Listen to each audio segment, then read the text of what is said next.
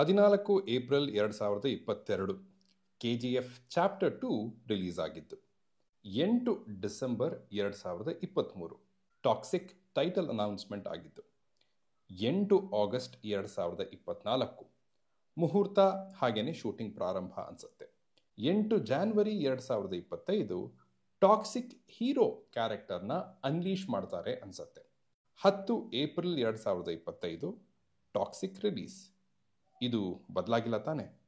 Title announcement ಜೊತೆಗೇನೆ release date ಹೇಳೋ ಅಭ್ಯಾಸ ಇನ್ನೂ ಹೆಚ್ಚಾಗಬೇಕು. ಟಾಕ್ಸಿಕ್ ವಿಚಾರದಲ್ಲಿ ಯಶ್ ಹಾಗೂ ತಂಡದ ಪ್ರೀ ಪ್ರೊಡಕ್ಷನ್ ವರ್ಕ್ ಬಗ್ಗೆ ಇದು ಹೇಳುತ್ತೆ. ಬೈ ದಿ ವೇ, ನಂಬರ್ 8ಕ್ಕೂ ಟಾಕ್ಸಿಕ್ಗೂ ಏನೋ ನಂಟಿದೆ.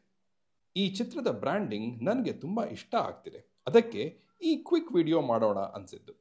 ರಾಕಿಂಗ್ ಸ್ಟಾರ್ ಯಶ್ RSY ಆಗಿದ್ದನ್ನ ನಾನು ಗಮನಿಸಿಯೇ ಇರಲಿಲ್ಲ. A fairy tale for grown-ups. Chaos is a man and you want him bad. His untamed presence is your existential crisis. Actually, ಇದು ಯಶ್ ಅವರನ್ನ ಕುರಿತು ಕೂಡ ನಾವು ಹೇಳಬಹುದೇನೋ. Kudos to him. Impressive poster 8ನೇ ತಾರೀಕಿಗೆ ಕಾಯೋಣ. ಅಂದಹಾಗೆ ಎಕ್ಸಿಸ್ಟೆನ್ಷಿಯಲ್ ಕ್ರೈಸಿಸ್ ಅಂದರೆ